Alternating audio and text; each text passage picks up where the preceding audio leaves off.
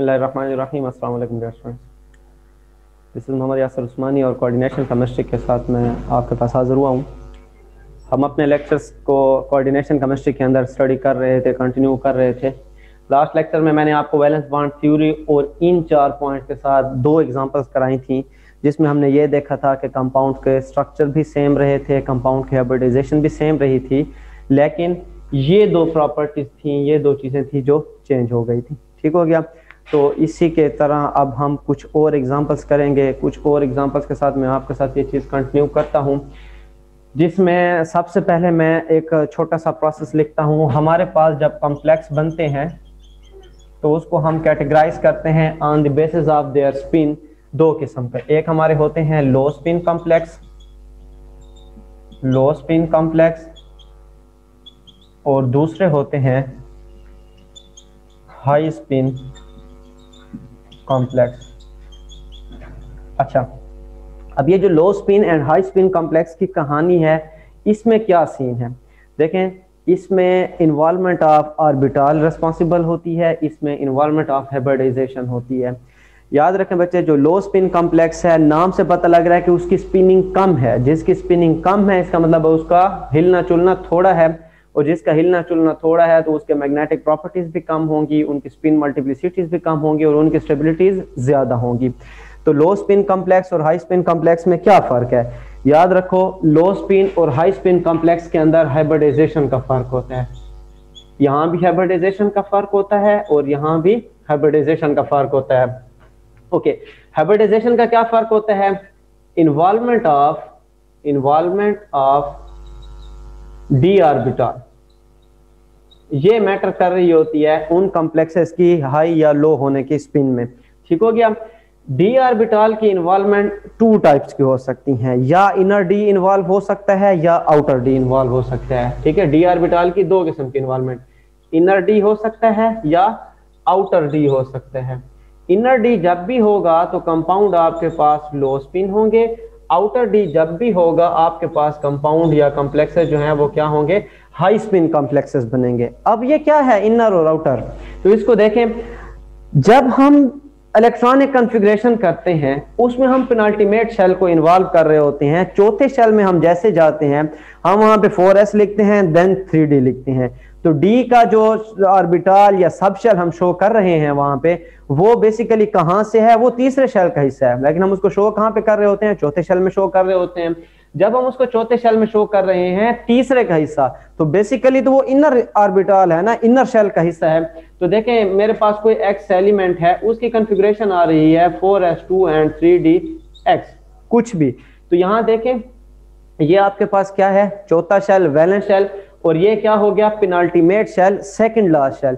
तो ये inner shell है और उसका हिस्सा है। अगर आपकी हाइब्रिडाइजेशन में ये वाला डी इन्वॉल्व हो रहा होता है तो कंपाउंड आपके पास क्या हो जाता है? इनर डी ऑर्बिटल हो जाता है, इनर स्फीयर कंपाउंड हो जाता है या कॉम्प्लेक्स हो जाता है। और अगर ये इसके बजाय 4s, 3d, 4p और हमें आगे 4d ही शो करना पड़े, क्योंकि चौथा शेल जा रहा है तो चौथे शेल में 4s भी है, 4p भी है और 4d भी है। तीसरे शेल में 3s भी है, 3p भी है, 3d भी है और 4f भी यहाँ पे मौजूद होता है चौथे के लिए। तो जो जो चीज हमें जरूरत पड़ती जाएगी कॉम्प्लेक्स के अंदर, वो चीज आगे आती जाएगी। ठीक हो गया। क्यों? एक सादी सी मिसाल है, अगर आपको कोई चीज जरूरत होती है, आपकी किसी चीज की जरूरत आपको पड़ गई, तो आप क्या करते हैं? अपने घर वालों से उसकी डिमांड करेंगे या बाहर वालों से? तो डेफिनेटली घर वालों से डिमांड करेंगे। तो जब आपको इस कंपाउंड्स के अंदर, इन कॉम्प्लेक्सेस के अंदर एलिमेंट को ऑर्बिटल की जरूरत होती है, तो अपने ऑर्बिटल्स को ले आता है। P को ले आया, जरूरत पड़ेगी तो D को ले आएगा, जरूरत पड़ेगी तो F को ले आएगा। तो वो इसी तरह आगे प्रोसेस को चलाते जाते हैं। तो इसी कहानी के ऊपर, इसी कॉन्सेप्ट के ऊपर इनर और आउटर या लो spin and high spin complexes बनते होते हैं। आपके पास जब हाइब्रिडाइजेशन इनर वाले की तरफ से आएगी तो वो आपकी हाइब्रिडाइजेशन बनेगी D2sp3, और जब वो आउटर वाला आएगा तो ये बन जाएगी sp3d2। तो ये आपकी जो लिखने का तरीकाकार होता है, ये भी इस चीज को बता देता है कि ये इनर ऑर्बिटल पार्टिसिपेशन हो रही है या आउटर ऑर्बिटल पार्टिसिपेशन हो रही है। ठीक है, जब भी आउटर ऑर्बिटल पार्टिसिपेशन होगी हाई स्पिन कॉम्प्लेक्स बनेंगे, जब इनर ऑर्बिटल पार्टिसिपेशन होगी तो लो स्पिन कॉम्प्लेक्स बनेंगे। इनकी हम 1-2 एग्जांपल कर लेते हैं। इस तरह देख लें, हमारे पास हमारे पास कंपाउंड है FeCl6, ठीक है, और दूसरा कंपाउंड है हमारे पास Fe(CO)6, ठीक है। सेंट्रल एलिमेंट को भी मैंने सेम रखा और कोऑर्डिनेशन नंबर को भी सेम रखा, लेकिन दरमियान में मैंने लिगेंड को चेंज कर दिया। इसी के अकॉर्डेंस में मैं आ रहा हूं। अगर इसी की वजह से मैं ये लिख रहा हूं तो इट्स मीन दैट ये जो डी ऑर्बिटल की पार्टिसिपेशन है, जो हाइब्रिडाइजेशन के इन्वॉल्वमेंट है, ये किसके ऊपर डिपेंड कर रही है? Again it depends upon ligands की नेचर पे। अगर आपके पास वीक लिगेंड होगा तो आपका बाहर वाला डी इन्वॉल्व होगा, अगर स्ट्रांग लिगेंड होगा तो अंदर वाला डी इन्वॉल्व होगा। कैसे? इस एग्जांपल को मैं तफसील से आपके साथ डिस्कस करके आपको ये चीज दिखाता हूं। देखें क्या उनका ऑक्सीडेशन नंबर है, यहाँ पे -4 आता है, यहाँ पे +4 आता है, -3 आता है, जो भी आता है उसको छोड़ दें, फिलहाल उसकी बात नहीं करते, वो ऑलरेडी आप पिछले एग्जांपल में भी ये देख चुके थे, पिछले लेक्चर में। ओके, हमारे पास है 4s2 एंड 3d6, ठीक है, ये +2 फॉर्म में है तो इसका मतलब है 4s0 एंड 3d6। अब 4s0 का मतलब है कि ये यहां पे हाइब्रिडाइजेशन की तरफ जाएंगे। कौन कौन जाएगा इस चीज को आपने देखना है, 1 2 3 4, और यहां पे 4p0। आने वाला जो लिगेंड है वो 6 है, 6 लिगेंड्स को 6 ऑर्बिटल एम्प्टी ऑर्बिटल चाहिए, उनको अवेलेबिलिटी ऑफ ऑर्बिटल कितनी चाहिए? 6 चाहिए। अब ये क्लोरीन जब इसके पास आता है, मैंने लास्ट लेक्चर में आपको बताया था, अगर एलिमेंट की इलेक्ट्रोनेगेटिविटी ज्यादा होगी तो एलिमेंट क्या करेंगे? उनकी डोनर एबिलिटीज कम हो जाएंगी, उनके इलेक्ट्रॉन डोनेशन की प्रॉपर्टीज कम हो जाएंगी। जब वो इलेक्ट्रॉन अच्छे से नहीं दे सकते तो इट्स मीन दैट वो क्या है? वो वीक फील्ड लिगेंड है। और जो वीक फील्ड लिगेंड है वो पेयरिंग नहीं कर सकता। ये लास्ट लेक्चर में मैं आपको सारी चीजें बता चुका हूं। और जब हमने नोमेनक्लेचर ऑफ कोऑर्डिनेशन कंपाउंड या कोऑर्डिनेशन केमिस्ट्री स्टार्ट की थी, उसमें मैंने आपको डिटेल से बताया था कि वीक फील्ड लिगेंड क्या होते हैं, कैसे काम कर रहे होते हैं, क्यों होते हैं, सारी डिटेल आपको बता चुका हूं मैं। तो ये एक वीक फील्ड लिगेंड है। जब 6 ऑर्बिटल की अवेलेबिलिटी चाहिए तो ये इसको पेयर नहीं कर सकता, इससे ये नहीं डरते। क्यों? क्योंकि ये खुद लालची है, ये दूसरों से इलेक्ट्रॉन खींचता है। जो लालची होते हैं फिर उनकी कदर नहीं होती, तो इसकी कदर यहाँ पे नहीं होनी अंदर वाले को, बाहर वाले को कोई लेके आएगा तो क्या करेगा? देखें, एक क्लोरीन यहाँ पे आ गया, इलेक्ट्रॉन पुट कर दिए, ये दूसरे ने, ये तीसरे ने, ये चौथे ने, 4 ने पुट कर दिया, 2 रहते हैं क्योंकि 6 है ना यहाँ पे, और सेकेंडरी वैलेंसी चेंज भी नहीं हो सकती। तो फिर क्या होगा? अब इसके पास 4s2 3d6 4p में भी आपने इलेक्ट्रॉन पूरे कर दिए, लेकिन 4d भी तो इसके पास अवेलेबल है ना, जो यहाँ पे हमने खाली होने की वजह से शो नहीं किया था। तो यहाँ पे 4d इन्वॉल्व होगा, ये 4d आ गया आपके पास, तो यहाँ पे इलेक्ट्रॉन आकर अकोमोडेट हो जाएंगे। यहाँ क्लोरीन, यहाँ क्लोरीन, ये सारे क्लोरीन आ रहे हैं, ठीक है, और यहाँ पे क्लोरीन, तो 6 क्लोरीन पूरे हो गए। अब इसकी हाइब्रिडाइजेशन कौन सी बनी होगी? याद रखें, इसकी कोऑर्डिनेशन होने के बाद नहीं, हाइब्रिडाइजेशन पहले बनती है, जैसे हमने पहले एग्जांपल में किया था। हाइब्रिडाइजेशन पहले बनती है, पहले बनेगी तो क्या हुआ होगा? ये तो इन्वॉल्व होने से रहा, ये तो उसके पास उसकी मानते ही नहीं है क्लोरीन की कि हम अंदर चले जाएं और आप ये जगह ले लो, कहते कहीं और जाओ। तो अब ये वाला इन्वॉल्व हुआ, तो कौन इन्वॉल्व हुआ? S 3p के और 2d के, तो sp3d2। अब ये कंपाउंड कौन सा होगा? ये हाई स्पिन कॉम्प्लेक्स होगा, ये हाई स्पिन, क्योंकि इसमें देख लें आपके पास अनपेयर्ड इलेक्ट्रॉन भी ज्यादा हैं। ड्यू टू अनपेयर्ड इलेक्ट्रॉन हम इसका मैग्नेटिक मूवमेंट अगर फाइंड करेंगे तो n × n+2 वो भी ज्यादा होगा। अगर हम इसकी 2s+1 स्पिन मल्टीप्लिसिटी फाइंड करेंगे तो वो भी ज्यादा होगी, क्योंकि हाफ हाफ हाफ, तो 2 तो खाली s की वैल्यू बन रही है, तो आपके पास बन जाएगा 2 × 2 + 1, 2 × 2 + 1, तो 2 2s are 4, एंड तो इसकी स्पिन मल्टीप्लिसिटी की वैल्यू भी 5 आ रही है, तो अच्छी खासी वैल्यूज आ रही हैं। तो ये सारी वैल्यूज ज्यादा हो रही हैं। क्यों ज्यादा हो रही हैं? क्योंकि ये आपके पास हाई स्पिन कॉम्प्लेक्स है, इसकी एनर्जी थोड़ी सी कंपैरेटिवली दूसरों के मुकाबले में ज्यादा है। सेम कहानी इसके लिए मैं जरा देखता हूँ, ये मैं अगेन इसको -4 रखता हूँ, इसको +2 रखता हूँ, तो ये हो जाएगा 4s0 एंड 3d6, ठीक है। अब इस 4s0 में अगेन हम पुटिंग की बात करेंगे, 3d6 यहां पे इस तरह,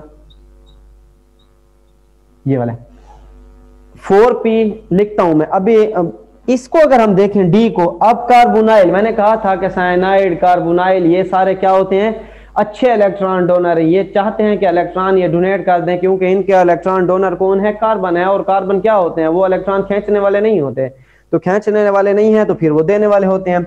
अब इनकी ये इज्जत करेंगे, कदर करेंगे, और ये अंदर की तरफ बैठ जाएंगे। आप आए, आप हमारे साथ आकर बैठे, आप हमारे कमरों में रहें, तो ये क्या करेगा, ये वाला इलेक्ट्रॉन यहां से मूव कर जाएगा यहाँ पे, और ये वाला इलेक्ट्रॉन यहां से मूव कर जाएगा यहाँ पे, ये अंदर पेयर हो जाएंगे। अब यहाँ पे मैं पी ड्रा कर लेता हूं। अब क्या करने वाले हैं, यहाँ पे कार्बोनाइल आ रहा है, यहाँ ये सारे कार्बोनाइल आ गए, तो आप देखें ये हाइब्रिडाइजेशन सेम है, D2sp3 sp3d2, involvement of orbital same है। फर्क किस चीज का है, इनर ऑर्बिटल का और आउटर ऑर्बिटल का। अब जब हाइब्रिडाइजेशन D2sp3 आई है तो इसका मतलब क्या है कि ये आपके पास लो स्पिन कॉम्प्लेक्स है, ठीक हो गया।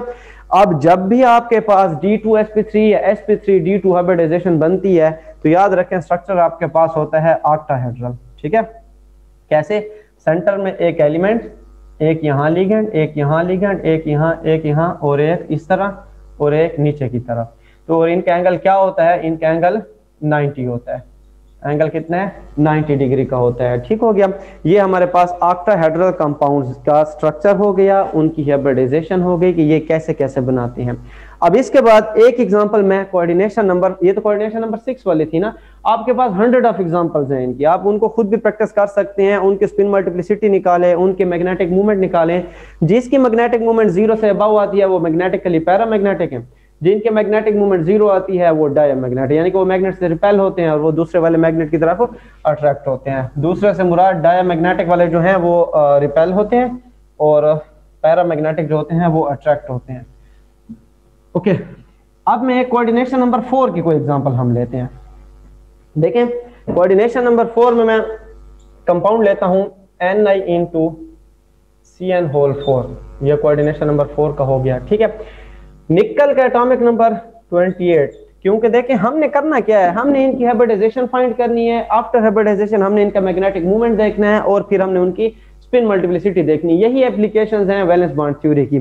फिर जब हम इन चीजों को देखेंगे, हाइब्रिडाइजेशन को देखते हुए हम इनके लो स्पिन हाई स्पिन कॉम्प्लेक्सेस की बात भी कर सकते हैं। इसमें मैं आपको बताता हूं 4s2 3d8, ठीक हो गया। लेट्स सपोज ये +2 है और इसका टोटल चार्ज आ रहा है -2, क्योंकि ये -4 + 2 तो यहाँ पे बच जाएगा -2, तो इसका मतलब है 4s0 एंड 3d8, ठीक हो गया। अब ये ऐसा हो गया, होने के बाद अब देखें ये 4s0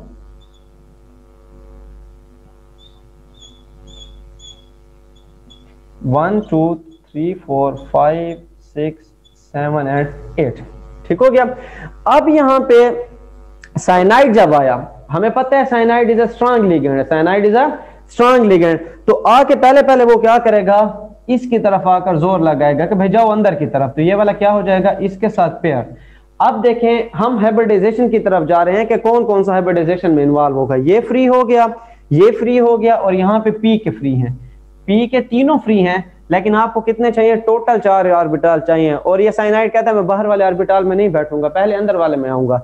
तो एक ये हो गया 1 2, और इधर से आपको सिर्फ 2 चाहिए, ठीक हो गया। तो 3 एंड 4 ओके। अब यहाँ पे ये S हो जाएगा, यहाँ से D आ जाएगा और वहां से P, तो आपके पास DsP2 हाइब्रिडाइजेशन होगी, यानी कि जब ये हाइब्रिडाइजेशन की तरफ जाएंगे, आपस में मिक्सिंग करेंगे, तो ये वाले आपके पास अब 4 ऑर्बिटल आपको एक जैसे मिल जाएंगे। इनके अंदर आकर आपके लिगेंड ने इलेक्ट्रॉन पुट करने हैं, ठीक हो गया। अब ये देखें कौन सा कंपाउंड बन गया, DsP2 कंपाउंड बन गया। यहाँ पे इलेक्ट्रॉन आ गए, यहाँ पे इलेक्ट्रॉन आ गए, यहाँ पे इलेक्ट्रॉन और यहाँ पे। अब इसका magnetic movement n × n+2, spin multiplicity spin, तो ये क्या हो जाएगी 2s+1। तो ये हम बार बार कर चुके हैं, तो आप इसको फाइंड कर सकते हैं कि यहाँ पे 0 आ जाएगा क्योंकि कोई भी अनपेयर्ड इलेक्ट्रॉन नहीं है, और स्पिन मल्टीप्लिसिटी वो भी कुछ नहीं है, तो 1 की वैल्यू इसकी सिर्फ 1 रह जाएगी, 2 × 0 हो जाएगा, तो ये 0 हो जाएगा, और +1, तो आपके पास ये 0 आ जाएगा और ये वैल्यू 1 के बराबर आ जाएगी, ठीक हो गया।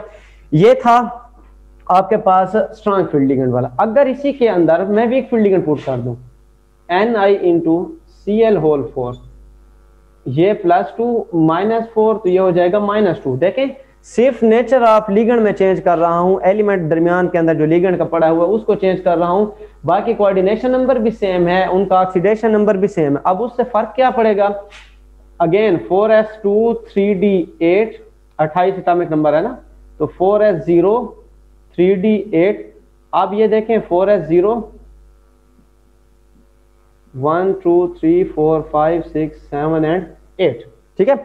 अब जब क्लोरीन आएगा तो एक वीक फील्ड लिगेंड है, उसमें इतनी ताकत नहीं है कि वो इलेक्ट्रॉन को अंदर धक्का दे दे, क्योंकि वो तो चोर है, वो चोरी करने आ रहा है, वो इलेक्ट्रॉन खींचने वाली प्रॉपर्टी उसकी ज्यादा है, यहाँ पे वो डोनेशन करेगा अपने लोन पेयर की, लेकिन बेसिकली खुद तो वो इलेक्ट्रोनेगेटिव एलिमेंट है ना, तो ये उसकी जगह नहीं बनाएंगे, तो वो क्या करेगा, मजबूर होकर पी को ही रिक्वेस्ट करेगा कि आप ही मेरे लिए कोई जगह का बंदोबस्त करें। तो अब यहाँ पे एक एस का और 3 पी के इन्वॉल्व होंगे हाइब्रिडाइजेशन में, तो यहाँ पे आएगा 2 3 4, तो ये आपके पास क्या बन गया, sp3, ये आपके पास क्या बन गए, sp3 हाइब्रिडाइजेशन बन गई।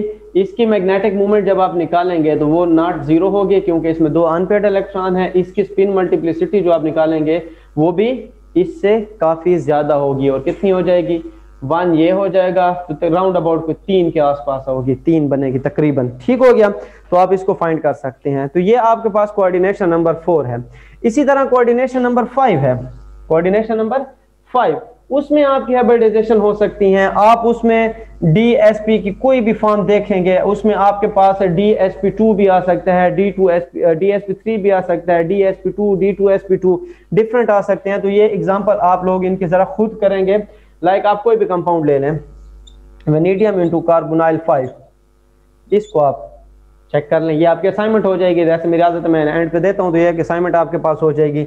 इसी तरह आप कोई भी कंपाउंड और भी देख सकते हैं। तो ये हमारे पास वैलेंस बॉन्ड थ्योरी है, जो कि हमें फायदा देती है कहाँ पे, जब हमने कॉम्प्लेक्सेस की मैग्नेटिक प्रॉपर्टीज को, कॉम्प्लेक्सेस की ज्योमेट्रीज को, कॉम्प्लेक्सेस की हाइब्रिडाइजेशन को स्टडी करना होता है, हम उनकी स्टेबिलिटीज को स्टडी करते हैं, तो ये उसके लिए बहुत ज्यादा यूजफुल होती है, ठीक है। उम्मीद है आपको समझ आ रही होगी। अगर आपको कोई चीज समझ नहीं आती, आप लोग मुझसे किसी भी टाइम पूछ सकते हैं, मैं आपको इंशाल्लाह उस पर रिस्पॉन्स भी करूंगा। इसको आप देखें समझे, मैंने कोऑर्डिनेशन नंबर 6 भी करा दिया, कोऑर्डिनेशन नंबर 4 भी करा दिया, कोऑर्डिनेशन नंबर 5 भी आप देख सकते हैं, और नोट्स भी मैंने आपको दिए हैं। उनमें सारों का मैकेनिज्म यही है, मैकेनिज्म, और एग्जांपल्स आपके पास बहुत सारी हैं। मैंने आपको आपके हाथों में जो नोट्स हैं जो आपके पास मौजूद हैं, आप उनसे देखें, एग्जांपल्स वहां पे सॉल्व भी हुई पड़ी है, तो आप उनको करें। कोई मसला आता है तो आप मुझसे पूछें।